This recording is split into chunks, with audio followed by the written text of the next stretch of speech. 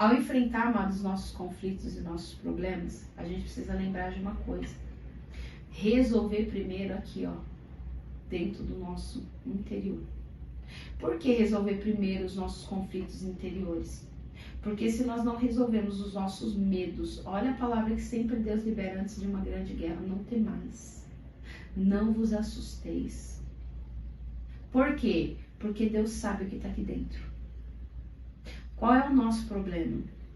A gente quer ir para uma guerra maior contra os nossos inimigos, sem primeiro discernir a guerra que tem no nosso interior. E por isso muitas vezes a gente apanha feio do inimigo. Nós precisamos resolver aqui, ó, para que a gente possa discernir a guerra interna e externa. E entender da parte do Senhor se a gente vai avançar ou se a gente vai ficar parado.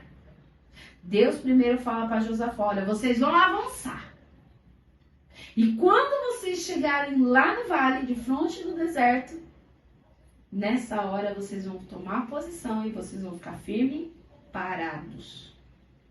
Você tem que discernir e ouvir o Senhor quando é o momento de avançar e quando é o momento de parar. Mas se no seu coração, se no seu interior, amado, você não tiver discernimento, como você vai ouvir o Senhor? Como você vai se portar em meio à guerra? Então, amado, em nome de Jesus, aprenda com essa lição de Josafá a se prostrar diante do Senhor, a clamar e aguardar a resposta do Senhor antes de tomar qualquer decisão. E ao ouvir, preste atenção, se necessário for, anote o que você tem que fazer, o que o Senhor mandou você fazer. E não faça nada além do que Ele te mandou. Vai, é para avançar? Avance, é para parar? Pare. É para observar? Observa. Não perca nenhum detalhe do que o Senhor está falando. Para quê? Para que você possa, na próxima guerra, amados, na próxima estação, você possa se mover juntamente com o Senhor, em obediência ao Senhor, e você possa também ter livramento, conquistar vitórias. A palavra de Deus vai dizer aqui que eles demoraram 3 dias para juntar todos os despojos.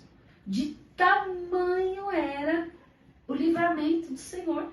Ele colocou emboscada, eles lutaram contra os outros, eles não precisaram guerrear. E qual foi a estratégia? Obediência ao Senhor. Adoração. Josafá tinha tanta convicção, amado, de que o Senhor ia fazer, depois que o Senhor falou, que ele simplesmente juntou o povo todo, mulher, com criança, todos foram clamar ao Senhor. E quando Deus respondeu, ele não teve mais dúvida, ele botou o povo de prontidão e falou: vamos. Os adoradores vão à frente junto com a arca. Ele não tinha dúvidas mais. Deus, amado, nós precisamos entender que nós precisamos levantar um altar de adoração antes, durante e depois da guerra. O nosso problema é que às vezes a gente levanta antes, durante e depois a gente só relaxa. Mas aqui a gente aprende com Josafá uma coisa muito interessante. Eles adoraram antes. O louvor, ele nos dará a perspectiva, amado. A perspectiva da grandeza de Deus. É Ele que vai estimular a sua fé. É Ele que vai te levar aos lugares altos do Senhor para que você tenha fé para se mover sem duvidar. E o medo, o verdadeiro amor do Senhor vai lançar fora todo medo. É através do louvor, da adoração que isso vai acontecer. Durante a guerra que os louvores nos protegerá. Ele vai guardar o nosso coração, mantendo a nossa fé viva, intacta no Senhor. Sem duvidar, mas obedecendo ao Senhor. E depois ele vai dar o crédito todo a Deus. O crédito da adoração, da vitória, de todo o livramento que foi feito vai ser dado a Deus através do quê? Da adoração. Eles voltaram da guerra e o que eles fizeram? Foram para casa? Não.